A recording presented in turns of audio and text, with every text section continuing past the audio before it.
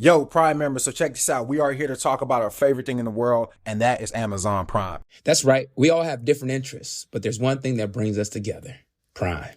As members ourselves, we found ways to maximize our Prime benefits to get the most out of our passions. From fast and free shipping, streaming of movies and music, and even exclusive deals and discounts, Prime has it all. And what's great is that you can use all of these services to elevate your hobbies and interests. Whether you're a bookworm, a fitness fanatic, or a gaming guru, Prime has something for everyone. I promise you that. So go ahead, explore and indulge in all that Prime has to offer. We promise you won't be disappointed. Time to get more out of whatever you're into. Prime. And that's that on that. Hey, this is Jennifer King, assistant running backs coach with the Washington Commanders, and you're listening to the Success Playbook Podcast. What's up, everybody? You are now listening to the Success Playbook Podcast, where we talk about pop culture, life and career success, and of course, we're going to talk about who got dunked on the night before. I'm your host, Chanel S. Reynolds, and I've been in the sports industry for several years. My goal is to take what I've learned from years of dominating the sports industry as a Black woman to help my listeners defy the odds and level up in life and career. Now, let's dig into this week's episode. Hey, what's up, everybody? You are listening to the Success Playbook Podcast. I have none other than the amazing assistant running backs coach for the Washington Commanders, Coach Jennifer King. What's up, Coach? What's up? How you doing? Good. How are you? Doing great. Awesome. So, what do you like to be called? Do you want to be called Coach King, Jennifer? Like, what is it? You know, we chilling, so you can call me whatever you like. You know, no pressure. Okay, sounds good. I'll stick with Coach because that's just what I call you. All right. Awesome. So we're going to start off the podcast with a little game of this or that. Now, for those of you who are not familiar with this or that, it is a game to allow us to get to know Coach a little bit better. We're going to come to her with some rapid fire questions, and she'll have to choose quickly whatever her preference is. Okay? You got the rules, Coach? Got it. Awesome. All right. So, podcasts or books? Podcast. What's your podcast? I listen to the Pivot. Nope. It's a couple of I listen to, but I definitely make sure I catch that one every week. Okay. They always have really good interviews. Awesome. I love it. I love a good podcast. Yeah, it's good for the drive into DC and stuff. So I listen to a lot right? of them. Yeah. Hot cereal or cold cereal? Cold. Okay. What kind? So since I'm an adult now, I tried to get away from the kids cereal. So I started eating this one cereal that I can't even think of the name of it. I think it's like Magic Spoon or something. It's supposed to be like less carbs, less sugar. It still tastes pretty good. It's expensive. It's adult prices, but that's what I've been on lately. That sounds like something from Whole Foods. Yeah, they have it all over the place. I usually order it. But yeah, they have it. I know they have it at Target. Okay. Fancy cereals. I love it. Okay. What's your go-to meal to make if you cook? Oh boy. This is gonna be a throwback because I haven't made it in a long time, but I used to make really good smothered chicken. Where are you from, Coach? I'm from North Carolina. Oh, you're from the South. Okay, so that makes sense. A smothered chicken, soul food kind of. Okay, we're gonna get into that actually with our next question. Thank you for playing our game. Of course. So you kind of touched on it a little bit. So tell us, who is Coach? Like, tell us about your childhood, where you grew up, all that good stuff. Who is Coach Jennifer King? Yeah, I grew up in Reedsville, North Carolina. It's a small town. Greensboro is probably the biggest city that is near. So we're about 20, 30 minutes away from Greensboro. Just a small town. People love sports. That's how I got into sports. My older sister played sports. I was always at a game. And just kind of started playing myself and just fell in love with sports. And ultimately that took me to college and was able to play 2 sports at Guilford College there in Greensboro. And, got into coaching after that. I was coaching, basketball, obviously, but sports has just been a part of my life for a really long time. Dope. And you said you played 2 sports while in college? Yeah. So growing up, I played everything. High school, I did like 5, but in college, I did basketball and softball. Ended up going to a smaller school because they let me play both. So it was a great experience. I had a really good time. Oh, that's what's up. How did you have time for 2 sports and your studies? It was a lot. I mean, I feel like I kind of been busy ever since I was a kid, Yeah. playing a lot of sports. Sometimes I would have 3 different practices in the afternoon after school, different sports. So I feel like I was always doing a lot. Even in college, playing those 2 sports, I was an RA, I was on the judicial board, just a bunch of other stuff I was involved in. So I was heavily involved on campus, as well as athletics. Wow. So a RA is a job in itself, and you play sports, and you did all. Okay. So I'm gonna ask you about time management a little bit. Yeah, I mean, obviously, it's just something I feel like it's in me just because I've had to do it since I was like 8 years old. Yeah. I knew as soon as I got out of school I need to do my homework just because I wasn't gonna get home till like 9, 10 o'clock at night, because of practices. So just figuring out the time to do things, and now just as an adult, just one thing at a time is what I try to focus on, and I try to do too much. I love that. So it sounds like I'm hearing you say like discipline. Discipline has played a major factor in your life. Yeah, I mean, discipline's huge. I wouldn't be where I am now without it, and I think it's something that my parents instilled in me at a young age. Just being disciplined in whatever you do, and whatever you're doing, try your best at it and make sure you're doing your best at it. Dope. I love it. What's your morning routine? I mean, we live a different life, Yeah. coaching in the league, but I mean, we're in the off season right now, so I feel like I get to sleep in. So I get up at like 6:15, which is sleeping in for us. But I'm usually in the off. Is sleeping in. I mean, I don't like it, but that's part of this job that I have. We're in season. It's earlier than that. But just get into the office. Eat breakfast at the facility and just kind of get the day started. So things get going pretty quickly once you get into the building. So it's not a big routine. It doesn't take me long to get ready in the morning. So usually, I'm in the office before 7. Tell me about, so I know you're into sports. Of course, you work for the best NFL team in the league. But like, who are your teams? Who are you rooting for besides the Washington Commanders, of course? Who are your favorite sports teams? I mean, obviously, being in DC, I like to see the DC teams doing well. So I go to Mystics games all the time. I catch some Wizards games. Waited to my first Nationals game not too long ago, which was a lot of fun. Growing up in North Carolina, it was more of the Panthers, the Hornets, University of North Carolina. So I still check in on them, but I kind of rock with the DC team just because this is where I am now. Yeah. If I'm not mistaken, you've played professional football, right? Yeah, I did. I actually played on both of the women's teams here in DC. So the DC Prodigy and the DC Divas. I played in North Carolina for like 10 years, and then I came here and played and was in New York for a year or two.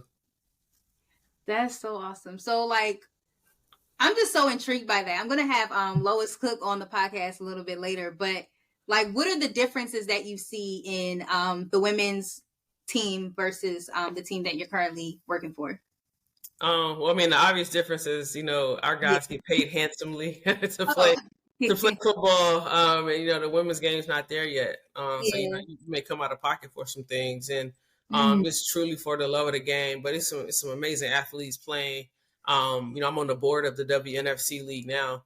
Obviously I'm partial, but I think it's the best league, in women's football. We have our championship weekend coming up, which is going to be great. It's at the Star, which is a Cowboys facility in Texas. So it's going to be a whole weekend full of activities and just, cool events. And I think, it's just it shows you where women's football is now. To have an event at the Star is a really big deal. Yeah. To that point, even during this past Super Bowl, like it was a commercial during prime time highlighting women's football, which was amazing. Yeah, that was awesome. I've competed against both of those women, in that commercial and on flag football side. And, they're both awesome. And it was so cool to see them, during the Super Bowl and the commercial. I think they did a great job. That's what's up. Awesome. Okay, so we're going to pivot to our next show segment. So this segment is called Put Some Respect on My Name.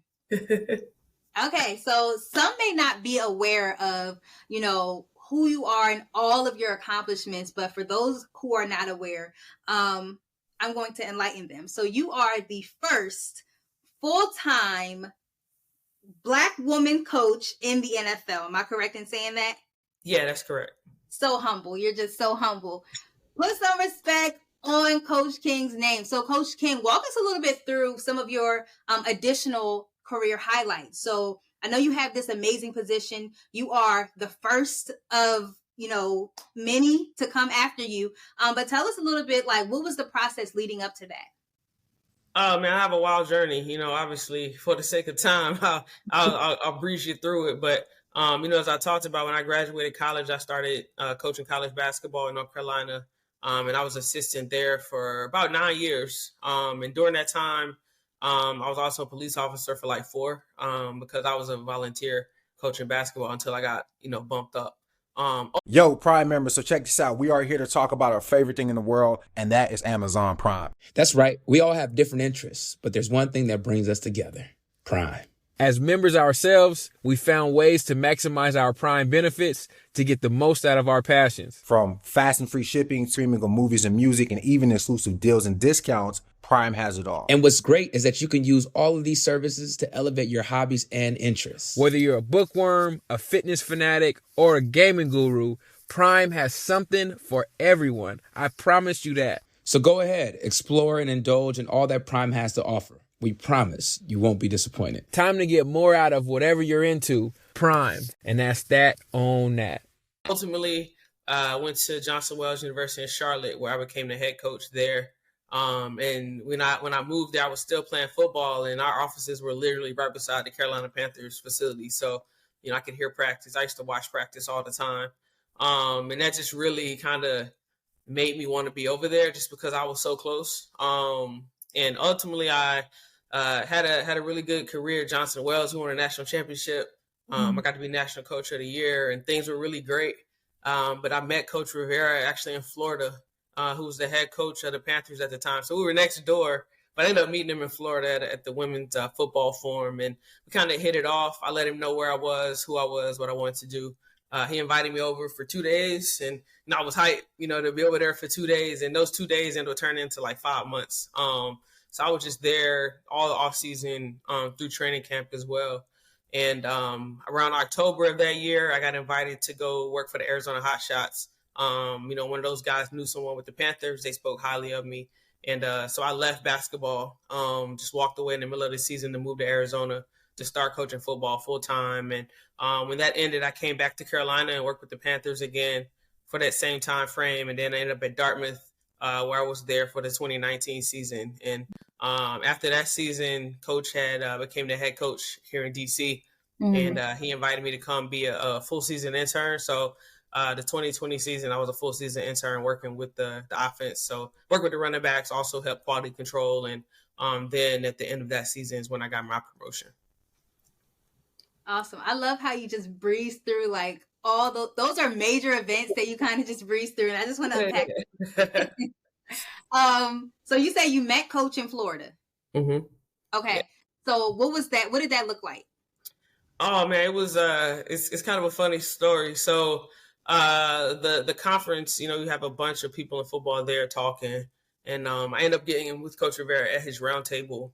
So my prime objective at that round table was to not only stand out, but just let him know where I was and who I was. Like I was literally next door to him. Like we're talking like 50 feet, like that close. So I did that, and I don't even remember, but Coach Locust, who was with Tampa, and now she's with Tennessee, she was at the table, and I didn't even remember she was there. Like I was so locked in on what I was trying to get done. I didn't even know. She had to show me a picture, which was funny. She usually was sitting at the table, but I was so locked in and focused, and just was able to start building a relationship with him from there. I love that. And then you said that once he got the job at the Panthers, he brought you along. Yeah. So, I mean, I was there for 2 days, rookie mini camp, which I was ecstatic. And then I kind of kept getting invited back. So at the end of rookie mini camp, he was like, oh, you should come to our off-season workouts. That was cool. And then, oh, you should come to OTAs. Oh, you should come to mini camp. Oh, you should come to training camp. And it just kept, building. And, from that time, it ended up being 4 or 5 months. So when you met Coach initially in Florida at the NFL Women's and Football Forum, up until the time when he took the job in North Carolina, am I hearing that you like maintained the relationship and you kind of stayed in front of him so he didn't forget about you? Oh, of course. You Yeah. can't you can't build a relationship like that and not check in every once in a while just to see how they're doing. And I mean, it was next door, so sometimes I would stop by to watch practice, just to be there. And he was a great guy, so it wasn't like it was difficult or anything like that. And obviously he saw something in me, so I just wanted to be appreciative and also continue to foster that relationship. I love that you're saying that because, and I'm sure you encounter this as well. Like we get bombarded by so many people who want to get into the industry, especially college students, and they're always looking for a mentor. And it's like you get that first connection, but then they stop reaching out to you. And I'm like, okay, what happened? Like we're supposed to be building rapport. I want to help you get to where you are. So I love how you're emphasizing like, no, I met Coach and then I held on to that relationship. I love that. Yeah, I mean, like you said, it's tough, I think, now for some people to have those genuine relationships, but you have to do it. And, I always say, I think I got to where I am now partly by doing things I didn't want to do, talking to people I may not want to talk to, going to events I may not wanted to go to, but end up meeting these amazing people at those events. So, it's hard for me to say no to things like that just because of you never know who you're going to meet. And it's not always someone you're going to meet that can necessarily help you, but just, a word, they might give you a piece of advice along the way. So, I love attending things sometimes that I may not want to go to just because you never know what's going to happen. So are you an introvert or extrovert by nature? I think by nature, I'm more of an introvert. I can turn it on when I need to, yep. But, if it was up to me, I'd probably just hang out against the wall most of the time observing. Yes. That's exactly how I describe it. I'm an introvert and people assume I'm an extrovert, but absolutely not. I'm an introvert. My preference is to be in a corner. But to your point, like I know how to work a room. I know how to turn it on, turn it off, and yes, work my magic. Yeah, closed mouths don't get fed, man. You got to be able to speak to people. Teach the people, Coach King. Teach the people. So when you transition from being an intern to a full-time coach, walk us through that story. Like what happened and then what were you feeling? Yeah, I mean, it's kind of lame. It's not as exciting as people think. He told me we were still. They didn't have like cake and balloons and stuff for you? Nah. It was very low key. We were actually just preparing for it. It was a game that week. We were in that season, and he dropped by my office just to kind of let me know what he wanted to do. I told him thank you, and I kind of just went back to what I was doing at the time. So it wasn't like some huge story. And then, I sent a text out to my parents and told them, but that was pretty much it. Yeah. Yeah. In that moment, did it hit you like, yo, I just made history? Oh, absolutely not. Really? I was just excited to be on board. And like I said, we were preparing for a game that week, so I was locked in on what I was doing. So I didn't even think about any of that. I really didn't think about any of that until it came out kind of in the news. I just never thought about it. So humble, Coach King. I love it. So what are some of your core philosophies around coaching and player development? Like, what are some things that you really like your solid core points? I mean, the biggest thing for me is just relationships, building those one-on-one relationships with each of your players. A football team is built of a lot of players, but in our individual room, we have a much smaller group. So there's no reason that we can't build relationships with each other, to know them beyond football, to know their families, their kids, all of those things, because it's important, because you don't want to just always talk football. Yeah. That's not how you reach those guys sometimes. And at the same time, you also want to know if something's wrong. And if you have a true relationship with them, something's wrong. They don't got to tell you. You just already know. So I think things like that are very important. And then once you build that relationship, that's when you can really start teaching and helping them get better and just helping them on the field. So that's my main thing. The second thing, I think at, the level that we're at, loyalty is super important. Being where your feet are planted. Coach always talks about that. And just really being locked in on the task at hand and not really looking ahead or looking around too much, but just staying locked in on where you are Because I think, every job that I've had, I've gotten the next job by doing that. I wasn't looking for jobs. I was just trying to be the best where I was, and someone found me from there. So I think it's important that we lock in on those things that we're trying to do. That's awesome. Be where your feet are planted. Mm-hmm. Be where your feet are. That's what Coach said. Yeah, I love that. Okay, so this next segment is called Life and Success. So I'm going to ask you a little bit more about success and all things about life. Pretty self-explanatory. All right. So I know we talked about, you having this big background in sports, but was it always your dream to be a coach in the NFL? No, it was actually never my dream to be a coach in the NFL, just because I never saw somebody that looked like me doing it. That's why representation is so important. I was fine in basketball. I love basketball. Things were going well. I was on track to have a very successful basketball career. And then football kind of presented itself. So once it presented itself, then that was the goal. But it wasn't something that I dreamt about growing up. I was just happy to be a fan, to watch games. Watching a game, it was never anybody looked like me. So it was just, that dream was never there. Wow. Representation is so important. Absolutely. And I think that's something now that, you don't take lightly, just being in the position. It's something that, the other women in the league, we talk about all the time. Like, obviously we're here to work and do a great job, but at the same time, we know that there's people watching us, which is cool, to be that representation we didn't have. Mm-hmm. Absolutely. So how do you define success? Oh man, that's a tough one. I mean, I think a lot of success is relative to the person. Obviously my success may not be your success. So for me, it's happiness and, having the opportunity to do something that you love. That's success to me, and everyone's journey is different. Sometimes what you may love or what you want to do may not be the most lucrative or whatever. But if you're truly doing something that you're passionate about, it's a great feeling. I love that.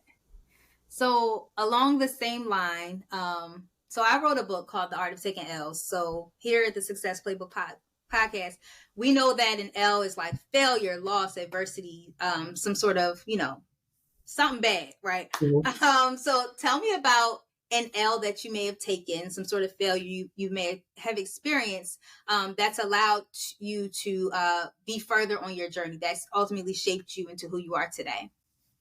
Yeah, I mean, one of the biggest tests I think I faced, especially in football, after my first time with the Panthers, I went coach in Arizona, and I came back, after that internship, coach was trying to bring me on in Carolina, to be there for the season, and just didn't get worked out. A lot has to go into that, budgets and ownership approval and all types of things, and it just didn't happen. And obviously I could have been discouraged or whatever, but instead, I stayed where my feet was planted. Like he talks about, I stayed around. I didn't, forget Coach Rivera. He didn't get that happen. He didn't get that done for me, but it wasn't anything like that. I understand the business.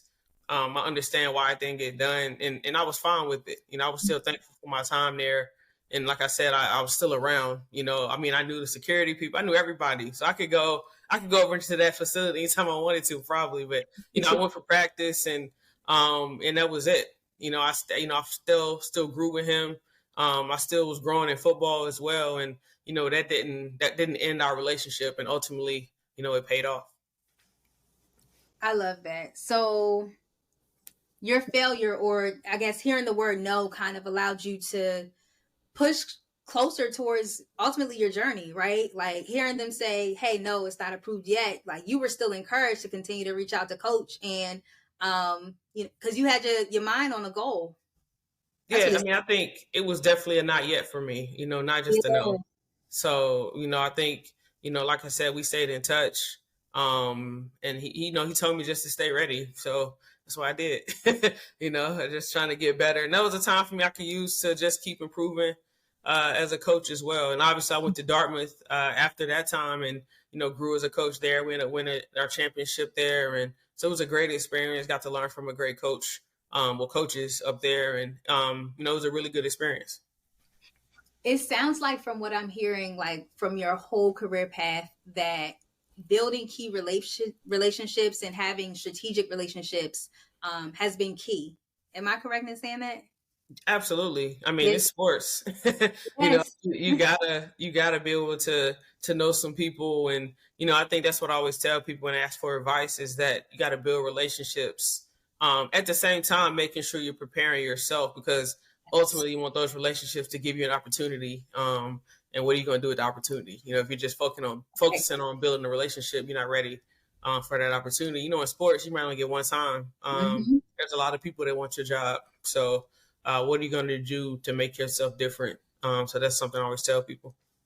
Facts. So that's key too, like being prepared when the opportunity presents itself. Like, do you know what you're going to say? Because when you met Coach in Florida, you were locked in. Like, you obviously prepared. You didn't even know the young lady was sitting at the table. The other lady was at the table. Yeah, I was focused.